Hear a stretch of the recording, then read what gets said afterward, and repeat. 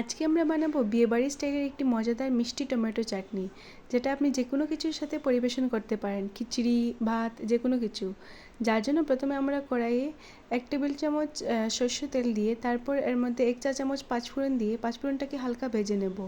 পাঁচফোড়ন থেকে সুগন্ধ বেরিয়ে আসার পর আমরা টমেটো অ্যাড করব। আমি এখানে 500 গ্রাম টমেটো বড় বড় করে টুকরো করে নিয়েছিলাম। তারপর অ্যাড করব স্বাদ মতো লবণ এবং 1/4 চা চামচের মতো হলুদ এবং এটাকে আমরা হাই ফ্লেমে 5 মিনিটের জন্য নেড়েচেড়ে ভেজে নেব।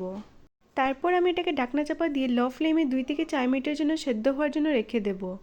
কিছুক্ষণ পর ঢাকনা সরিয়ে আমরা দেখব যখন টমেটোটা ভালোভাবে সেদ্ধ হয়ে যাবে, তখন এর মধ্যে আমরা বাকি ইনগ্রিডিয়েন্টসগুলো অ্যাড করব।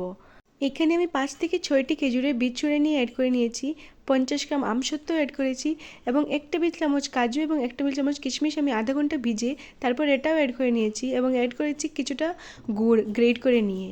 তারপর আমি এখানে স্বাদ মতো চিনি অ্যাড করব। চিনি আপনি যতটুকু মিষ্টি পছন্দ অতটুকু অ্যাড করবেন। চিনি অ্যাড করার পর আমরা সব ইনগ্রিডিয়েন্টসগুলোকে খুব ভালোভাবে মিক্স করে নেব এবং আপনি খেয়াল রাখবেন এই রান্নাটা আমরা লো ফ্লেমেই করব। তারপর ঢাকনা চাপা দিয়ে এটাকে আমরা 4 থেকে 5 মিনিটের জন্য রেখে দেব। 4 থেকে 5 মিনিট পর ঢাকনা সরিয়ে এর মধ্যে আমরা কিছুটা তেঁতুল জলের সঙ্গে মিশিয়ে ওই তেঁতুলটাও অ্যাড করে নেব। আমি এটা ঘরের তেঁতুল অ্যাড করেছি, আপনি চাইলে বাজারের তেঁতুলও অ্যাড করতে পারেন। তারপর আবারও সবগুলোকে ভালোভাবে মিক্স করে নেব এবং ঢাকনা চাপা দিয়ে কিছুক্ষণের জন্য রেখে দেব। কিছুক্ষণ পর আবার ঢাকনা সরিয়ে এটাকে আমরা নেড়েচেড়ে দেব।